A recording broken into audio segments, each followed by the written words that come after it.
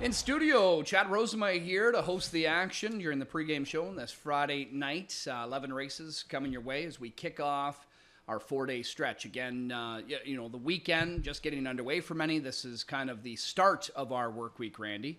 As I welcome you in, of course, we're now about a month into this new rotation. I understand this is something that pending AGCO approval is likely to continue for the foreseeable future in the wintertime.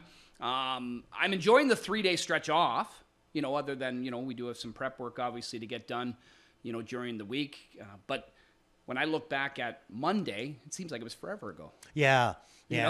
I like the 3 days off. It's just sometimes it's a little tough on my back there to do the 4 days on, 4 days in a row, Yeah. I had a wicked, when you're old like me, I had a wicked schedule earlier on this year. I did Monday, Tuesday, and then I did Friday, Saturday. So I only had to work 2 days at a time, you know what I mean? Which was really good for me. It's called the Hall of Fame schedule. Yeah, this is it. Yeah, it's called the being very old and very we feel sorry for you. Breakable. Anything at all. You blow on me, I'll break. So I don't. Listen. I mean, Sunday was. I've raced a lot of Sunday nights, so you know what I mean. It's nothing like really that new for me. Years ago, we did a lot of Sunday afternoon racing at Greenwood in the wintertime, which it was nice because that when the post time was 1 o'clock, it kind of gave you Sunday night, that way. Mm-hmm. And I also did a lot of racing at Flamborough Sunday nights, for a big part of my career too. So I'm kind of used to it, but then I kind of got away from it. It was nice just having a Sunday off, watch football, that kind of stuff. But I can't really say that it's bothering me that much to be in here. Yeah, we're adjusting. I mean? Yeah, and the handle's been good, so appreciate everybody playing along and hopefully continue to play us. So it's again, tougher Sunday on the night horsemen. racing we've got. Yeah, it's tougher on the horsemen than us because now they have to work an extra day. Yeah. Like, you know what I'm saying? So, they don't get the Waples schedule. They don't get the Waples schedule. That's right. I know it's not on our topic here, but as you know, Tuesday it was the Holiday Driver Challenge. Yeah, I watched it. 6th annual in support of Toys for Tots at the Raceway at Western Fair. All 11 races, part of that challenge. It was great. They did it in teams this year based on regions like Western Canada, Quebec, Ontario, and the Maritimes. It was fun. There was some chirping going on, but... Did the Louis Waugh dolls sell out right away? He just dominated. Did he ever? 6 wins he had that night. I mean, just dominated. Sammy, his partner, he got 1 win to help out Team Quebec, but I mean, they just crushed in the competition. I was part of a 90-minute broadcast for Primetime Racing, headlined by Curtis McDonald and Cujo Entertainment. But James McDonald and John Rallis, part of that broadcast, had a great time. Yeah. It was a lot of fun. And I don't know what it is about many of you guys, but obviously you're such an awesome addition here, and you've been, made such a quick, smooth transition from the driver's seat to this seat. James McDonald, I mean, the driver thing's still going pretty well for him. I don't think he's giving it up tomorrow. Just a little bit, yeah. But he could do TV today if he wanted to. There's a lot of those. But there's a lot. There is. There's a lot of guys There's been some in the past, but there's And when I think about it too, it's kind of like in my job over the years, I've had to obviously interview all of you guys, and you were one of my favorite interviews. You were just an easy guy to talk to, and we've got many of those guys there. James falls into that, and many other guys, and those are guys that, I mean, if they want a career in TV after, I think they could easily get it. I think I was like one of the favorite interviews for the Racing Commission judges too, because they always had me in there interviewing me, so they must have really enjoyed my presence. Yeah, and you're always generous too with your wallet. Very generous, no doubt about that. A lot of good Christmases at the Ontario Racing Commission due to Waples Racing. Yeah. You know where else you were popular? At the O'Briens. You won many of those. Yeah, won a few of those. Yeah. They're coming up soon. They are coming up, and speaking of being in London for that, they're going to host the O'Briens this year for the first time. I believe it's the end of January. January 31st, I think, is the date that it falls. So I know you and John have been going through the divisions. I think voting closed today, if I'm not mistaken. So now I believe in the coming days, we're going to see now a more solidified list of finalists. I don't know what they narrow it down to, or whatever it may be. Or maybe this is what it's narrowed down to here. But anyway, for the 3-0 Pacing filly nominations, leading the way, Chantilly, looking for another O'Brien Award, of course. And I know it was somewhat of it was a troublesome season for them. I'm sure frustrating for the Connections. We know Nick Galucci and how hard he works, and he wants everything to be so perfect, and it doesn't always work out that way. And she had some health issues that, I think just when you think you're over it, you're not. And it's one of those, you take one step forward and two back kind of thing. Yeah. But even through that, she still managed to be very effective, against her own kind here in the provincial program, including another super final win.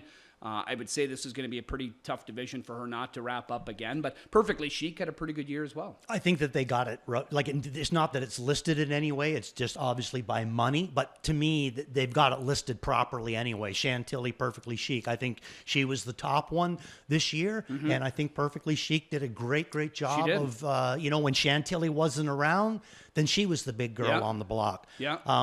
It wasn't the deepest of 3-year-old pacing filly divisions that I've seen, in a long time, that wise, you know what I mean? Yep. But yet, she was still the best of them anyway. And what kind of got me, Chad, was the longer the season went on, the more distance it became between Chantilly and everybody else. You know what I mean?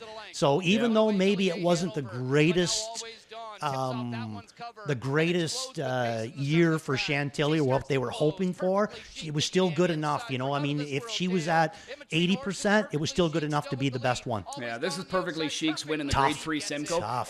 And halfway down the lane, you'd say she's beat. Always Dawn looked like she was smoking right on by. But, and I mean, Perfectly Chic will do that. She's not going to maybe, she didn't dominate her races, but she'll do what she's got to do. She's workmanlike, if we want to call it that way, but very solid at 2 and 3, and I'm sure the connections are probably excited to get her back and add her into that age mare category. I always love the white eye that they have. You can see that they're looking over at the other one, getting up alongside of them. None shall pass. Yeah, and obviously a big thrill for Bob and Steve Mihalik. Great owner. One of the owners in there as well. So Perfectly Chic, one of the top finalists, of course, in that division. For the Thrill Philly Pacers, Chantilly, as we talked about, she's still put together despite, we were hoping for that big Mickey and Minnie showdown with her, and it didn't maybe go the way they were hoping. She's one I haven't talked to Nick or George Millar, whatever, and haven't heard anything about, is she coming back next year, or is she going to just go to the breeding shed? I don't know. I'm okay either way, but if she does come back, hopefully she's just, back and 100% healthy and ready to go. But she was able to, collect another, super final victory. For her. Sure. It's risky with 3. her. It's risky with her right now, right? Because you got a big decision to make. Like, I mean, either you're going to put her in the breeding shed, which is going to have to happen real soon, or you're going to have to bring her back. And then if you do that, you're more or less going to miss the breeding season. Now, it'd be very interesting because Dave Wall told me a long time ago that the sicker the mare that he had, as soon as he got them in foal, they would just blossom. So what would happen, not to say that, I mean, I'm trying to manage Chantilly's career, but what would happen if they bred her, got her in foal, and then trained her back and raced her in foal? Wouldn't that be cool? I mean, be the first one to do it. Right. And the big thing is like I said, is her only real issue has been, it hasn't been lameness, it's been her health, her respiratory health, So if it holds true, which most mares, a lot of females, a lot of women, when they get pregnant, they become extremely, extremely healthy. So maybe we could see the same thing with her. Maybe it would be a way to kind of trick her into having a better life that way, and some mares, when they're in foal and they race in foal, they race amazingly well, so it would be, just something to kind of think about, because the biggest thing with me, Chad, is whatever's the best for her, I'm happy with it, but I got to admit to you, I would love to see Chantilly perfectly healthy race one more year.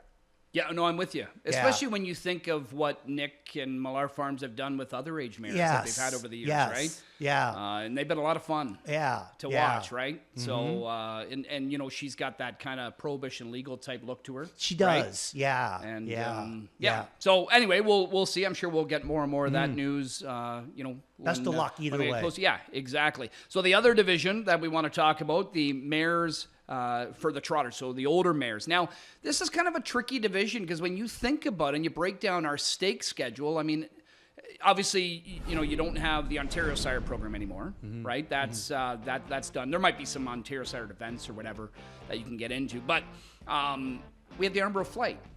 That's it. And yeah, for the straight up mares. I mean, some of them, and they, many have in the past, have gone into the Maple Leaf Trot, given their shot there. I think Call Me Goo actually was in the Maple Leaf Trot this year. Breeders' Crown starts, even if they're in Canada, they don't count as far as criteria. You have to have 3 starts here. Don't you find that kind of foolish? I don't know. It's the biggest race in their division, other than if you take the North American Cup. Okay, so maybe the North American Cup or the Hambletonian is the biggest race in their division. But the Breeders' Crown's right behind it. So how could you not count the Breeders' Crown, especially when it's held right in Canada here? Well, and again, the main definition of the criteria for the O'Brien with the voting, it's not that you're necessarily saying we want you to vote for the absolute best horse, stats and all that, whatever it may be. It's your biggest, who made the biggest contribution to Canadian horse racing. So hypothetically, let's say the Breeders' Crown races were south of the border this past year.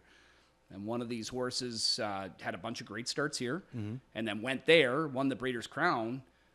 And obviously, you get promoted as, the Canadians in town wins the Breeders' Crown. I mean, that's going to have a big impact on Canadian horse racing. Yet, when that starts here, it doesn't count towards that. Yes. Yeah. It's very, to me, you're really, really looking to dive into places where you don't need to dive into. Like, why should the Breeders' Crown not count? It's the biggest race in their selective division. And it should count. Simple as that. It's tough races. It's not only tough to get through the elimination, but then you got to get into the final and try to get something. So how could you not use those 2 races as potentially the 2 best races that a horse had in their career of that year? Yeah.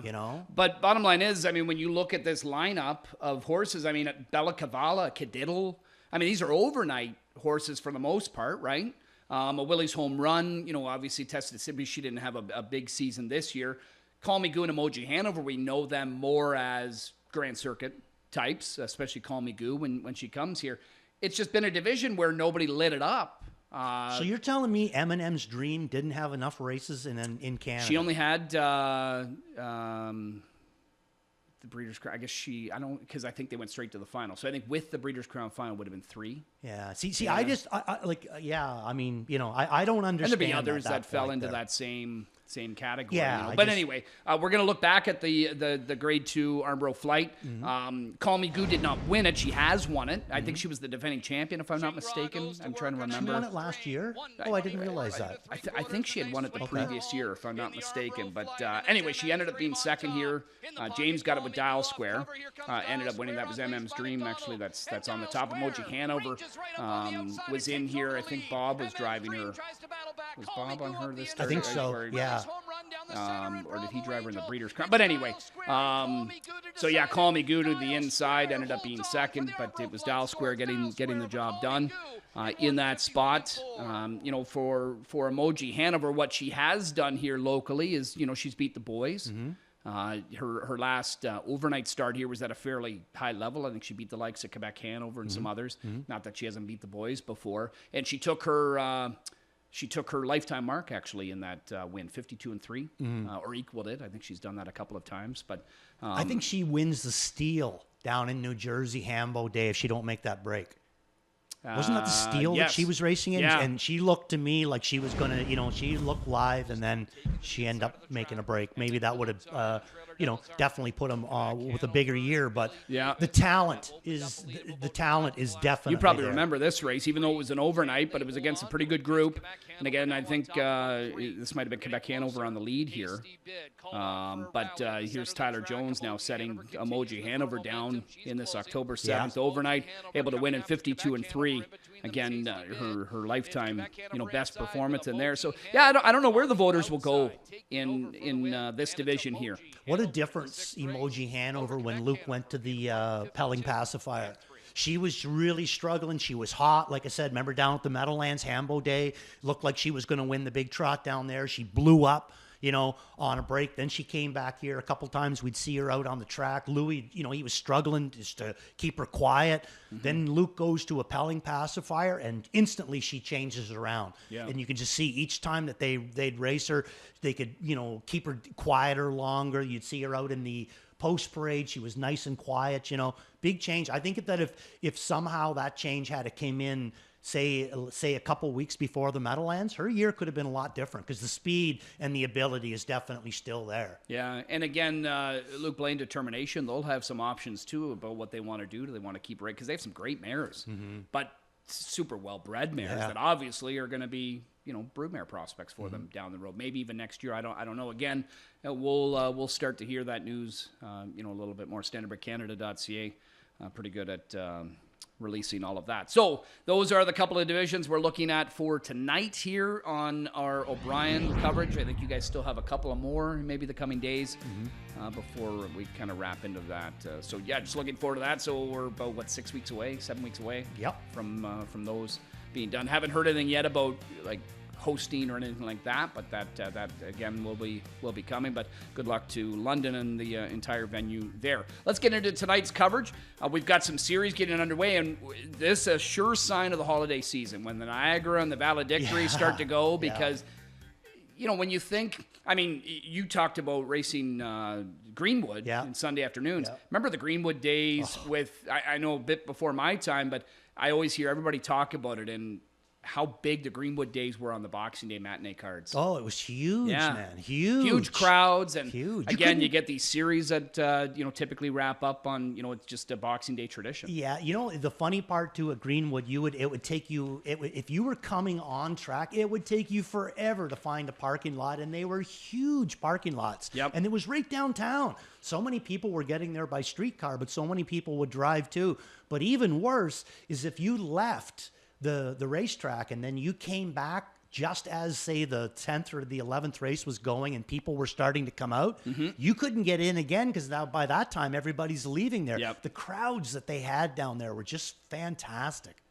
Okay, we're going to start our coverage here, race number 3. I know you want to take a bit of a deeper dive on Shuri. Shuri was one that Tyler Borth had to stick handle through some traffic late. Mick Jazz was the heavy favorite in there. She was able to hold on, but the livest one on the end of it was this daughter, Cattle Wash. Yeah, and you look to what she did before that, Chad? Before she came down here, she's really been doing a pretty good job. She hasn't been worse than second in her last, the last program pages. She's obviously missed a few. She's had 7 starts this year, 4 times on the board. But her last little, what she's been doing is very, very nice. So let's take a look at Shuri in race number 3. I got her down as good on end and locked in too. So let's take a look at Shuri and Tyler Borth. Going to be the second time that Tyler jumped up on her. He drove her down in London, just got picked off there by a nose. But a couple of times she's been in front. One time she lasted in 2-2. I like this way a lot better there. So here she comes down. Life. Yeah, she does. She seems like she likes the target, and she keeps coming forward. She's going to find a small seam there. She's going to dart through there too. She's going to be no problems for McJazz, but she's going to take sights on her too. Yep. So I thought it was a really, really good effort. Obviously, she wasn't going to get to McJazz, but she was much the best of the rest. So I think she can come up with another good effort in here. And you, speaking of the determination, how about this girl here? $375,000 Harrisburg purchase. Skip to my Lou Hanover, making her very first start of her campaign. Very interesting, this one. Yeah, she's the sister to Scarlett Hanover, who my pal Frank Baldacchino shared ownership on, and she was a solid Ontario Sire performer, this Captain Treacherous. So this is one that I've been looking at in the qualifiers, because one of my qualifier spotlights was Shannon Shadow for Burt Renault and Julie Walker. That ended up beating this one in her first charted line. And I thought this one was kind of called on a little bit as well. It looks like she's got some good size to her, as most Captain Treacherouses do. And the fact that she's starting now probably leads you to believe that she was maybe one that, needed to grow into the body a little. Could right? be, Yeah. could be, and like I said, Captain Treacherous out of a Western Hanover mare. So, maybe not bred to come out firing their very first start, but she's going to make a good appearance. I threw her in for third. Yeah, and Luke's about the long game anyway. Yeah, always right? about the long game. Yeah. For sure. And so's the guy driving. He's got a too. plan for her. Oh, yeah. Right? Yeah, for sure. He's got a plan. Okay, so that's race 3. It starts our early pick 4. 4th race starts our pick 6. I would say this complexion has changed. A couple of scratches in here. Lady Tara and Sorcia Sealster in here. I know they obviously wanted to be in here. Unfortunately, some stuff going on right now, health-wise with horses that with some strangles, right? Yeah. According down that area there's a bit of an outbreak on that right now. You got to be real careful with that stuff. It is so contagious. Yeah, people were so great for getting the word out right away too, and this is one of those things where horsemen will work together 100%. instantly work together, because it all boils down to the fact that they don't want to see the horses get sick. Yeah, and wishing everybody the absolute best, and that everything works out. Now, Caviar and Crackers, I mean, I'm still surprised she ended up getting 9 to 5 on her last time, because she clearly needed the first start. She got a better draw. She dropped down again. If she doubles up here, we've seen this movie before, right? She's going to double up. Yeah. Take it to the bank, my friend. Ship the chips is the way I look at it, because to me, the biggest competition she was going through was this 8-horse.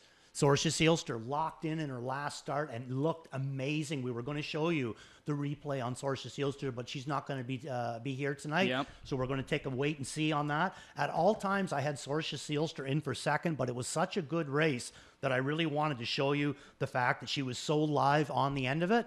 But Caviar and Crackers was always my go-to girl. I had her on top last week. I think that she's just going to run herself right back up to the fillies and mares again. He's been dealing with some shoe changes with her. I think now he's got the aluminums back on her. He was racing her with flip-flops for a bit. I think he's got her exactly the way that he wants to have her right now. So in my opinion, Caviar and Crackers, we're going to see a few wins add up real quick here. And I mean, the likes of a Carrera Sunset, we're probably going to have to see a couple. David Kelly's made a nice little transition here to Ontario, had a couple of upsetters here, so maybe one we want to sort of just watch and evaluate tonight. Ethel always needs a couple of starts as well in here, but Caviar and Cracker certainly looks like a main prospect to double up there in that fourth race. I put her down as a single. I was going to say, you're probably all your multi-legs should be a single for you. I would say. Yeah. Okay, we're going to skip over 5 and 6. 6 race, by the way, the Valedictory kicking off. You win that race multiple times? Like the finals? I think quite a few. Yeah. I had a lot of luck in the Valedictory. So many great horses over the years. Unbelievable how deep that they used to come out of this series. It's come up a bit light this year, unfortunately. It was a tough series to win. I'm not 100% sure. I'm not 100% sure if Cam Fella didn't win the Valedictory. Okay. If the person was to look bad, I'm not 100% sure, but I wouldn't be surprised if he won the Valedictory. Yeah, I have to look back. Okay, we're going to look at the 7th race Trotters. This is the pop-up series final. We've got a group of 10. Kevin Anthony, the morning line favorite, and, he's racing well right now, but the whole Moisea barn seems to be racing well. It is. And Trevor Henry being reunited with this guy. I mean, as you and I can both agree on, Trevor's, he's a great driver here all around, but he's a fantastic trotting driver. Yeah, he is. And he's always gotten along really well with this horse. Yeah. Really well. Not that Todd Ratchford's done a bad job. No. He's done a great job for Moisea and company, right? It's just, but Trevor's been driving this guy a very long time. And like you said, what Todd's trying to learn as a trotting driver, Trevor has known it for years. He's just special when it comes to trotters. He really, truly is. So Kevin Anthony is the way that I'm going to go. Now, I have him and Johnny Buckshot more or less the same. Yeah, he doesn't lay over them. He doesn't lay over them. Johnny Buckshot, if he gets the right kind of trip, or if Kevin Anthony doesn't come with the right kind of trip, it's going to cost him. But let's take a look at the replay from December the 5th where these two horses had to hook up. You're going to see Johnny Buckshot in front. You're going to see Trevor and Kevin Anthony coming from off the pace. Tonight, Johnny Buckshot, Kevin Anthony, what really solidified me on it is I'm getting the 4-hole with Kevin Anthony or the rail with Johnny Buckshot. I'm taking the 4-hole any day over the rail. That used to be my favorite. If I won an elimination and I got to pick my post, always 4. Always wanted it. So Johnny Buckshot on the inside, he has no answers for this guy this time. But it's not that maybe down the road, maybe Johnny Buckshot this week, he'll have all the answers. Yeah, if he flips the script, we're not going to be surprised in the least. Not in the least. What about Radcliffe? I know Radcliffe, so he got the easier opportunity that he took advantage of last week because he dodged both Johnny Buckshot and Kevin Anthony, and he clearly looked like the best in his division, which he went on to be last week. Can he step up his game enough to beat both of these horses in here? No. Okay. Not in my opinion, anyway. I mean, he might be able to beat Johnny Buckshot. I don't see him beating Kevin Anthony, but I do look at it as a really, really simplified triactor. Okay. You know what I mean? Yeah. Like you can move the numbers around however you want. But I mean, Radcliffe raced good last week. I just don't see him having the multiple moves from the outside that say that a Johnny Buckshot or a Kevin Anthony could have. And then on the bottom, I threw a horse that I really, really like the way that he's kind of progressing, and the fact that James is now going to be driving him for the 4th time is Caballero. Yeah, I mean, he always looks like he wants to run. Oh, the legs and I are mean, he all will over often the place. enough, but then, Yeah. you know, there are But times there's where power. he stays here. Yeah, no, there is. And probably frustrating, too, to a guy like Rick, right? Yeah, Kevin Anthony's my all-in tonight. Okay, Yeah, I really But like him You see tonight. this probably being fairly formful. Yeah. In the 7th. Okay, Yeah. that's the pop-up final. Race number 8, second division opening round of the Niagara for these 3-year-old filly Pacers. We've got a group of 6 in here. Highland Delight is going to be installed as the morning line favorite. Last time she was here, she was able to win on the front from the 8-hole in 52-2. That line looks pretty good. But you're intrigued by one shipping in from out west, and we've seen this movie before with Mike Kwinowski. For these owners, Piper's Luna is going to be the latest addition to his roster. And look at the sire. I'm the Pied Piper. Who's she the sire of? Grit and Grace. Same sire coming from out west. We've seen the same thing for how many, since I started this job there. I fell in love with Custard the Dragon. I see all these Custard the Dragons coming in from Alberta. I mean, where are these things? They're amazing racehorses. What's Emmett's buddy? Huh? What's Emmett's buddy? Emmett's buddy I think he's in the irons. Oh, and yes, you're right. Yeah, I think so. But this one, you know, I don't know who I'm the Pied Piper is, but I do know one thing. She's got a daughter that's a pretty nice horse called Grit and Grace. So I'm interested in this one. Like Chad said, we've seen this movie, and look at this one: 8 starts, 7 times a winner, and 1 second. So, I mean, she's done absolutely nothing wrong. Only 58-3 at the Loop. But let's go and take a look at December the 5th. Qualifier, and I'm probably robbing you of one of your qualifier reports on. I didn't. On this girl. No, I didn't. I didn't. You didn't? With this okay, one. there you go. Yeah. I didn't. You know, I would have felt bad if I was. Yeah, I bet I you thought I would've, was going yeah. to take something Yeah, you'd away have felt from bad you, for a Chad. second. That's right. So let's take a look at race number 8, and this is James McDonald qualifier here.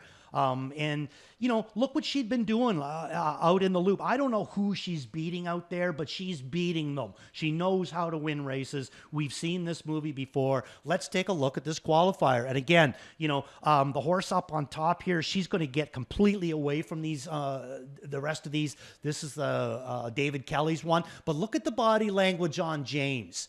At no point is he really, pushing this one or anything. And at all points, she continually moves forward on her. I'm not saying by a lot, but I'm saying I know the way that James qualifies horses. And I say that there was lots in Piper's Luna. But I think there's going to have to be lots in Piper's Luna because Highland Delight is going to be my top pick in here, and I got beside her name the best. Every time I've seen her race here, I look at her as being the best. So now she's going to come back, a little bit of a trip over to Flamborough. Looked like she needed a tightener for Benny Blue Eyes. Now he's brought her back. To me, in this race tonight, Highland Delight, she looks like she's the best. Yeah, and I mean, I'm looking back at Grit and Grace because I remember when Bob started driving her. He loved her. Oh, I remember him saying to me, he said she'd go right to the Mayor's Open, remember? Yeah, I mean, he's like, and this is when she was like a non-winners of 2. Yes, yeah. He knew it right away. He knew it right away. But this one's following the same path. I mean, this one's winning all these same races that she was in.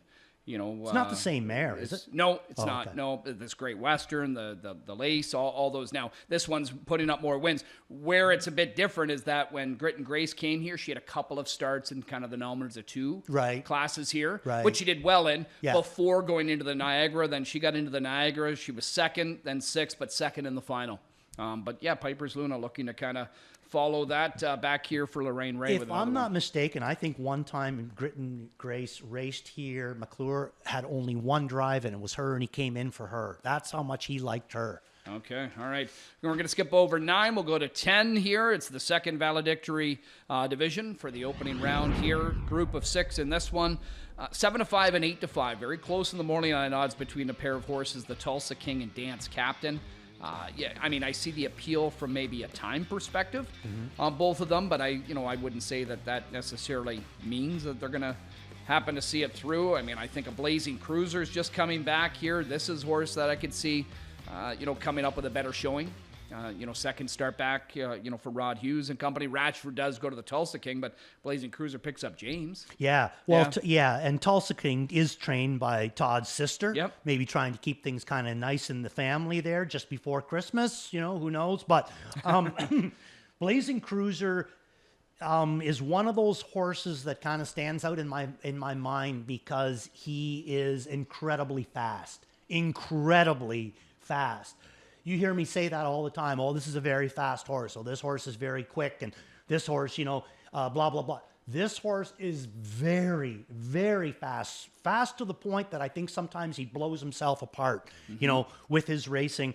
He's going to be my top pick. Coming back to James McDonald, I think James is really going to fit this guy well. He did drive him back in October, had a nice third in there, in against some pretty nice horses. I think he's going to love this series. Now, that being said, Todd Ratchford going to the Tulsa King. Don't think that this wasn't an interesting little race too. So let's roll with Todd Ratchford and the Tulsa King. Had the 5-hole, I guess it was, in this race. I think it is. No, is this the right? No, it was different week.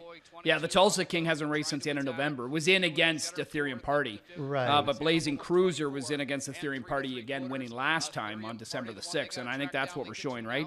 So we've got Blazing Cruiser here, who you saw the James ended up making a break with Quintus Hanover, I think, right? That was the horse that made the break, I believe, in the stretch. And, right. And Blazing Cruiser, he got bothered at the back, but he still kind of recovered to pace pretty well on the end of it. But it was a race where, he hadn't raced in a month, needed it, likely knowing this series is coming up. And, yeah. All true, but Randy made a mistake. Okay. So, and this is and all he's admitting on it. This is all on Randy. Yeah. Okay.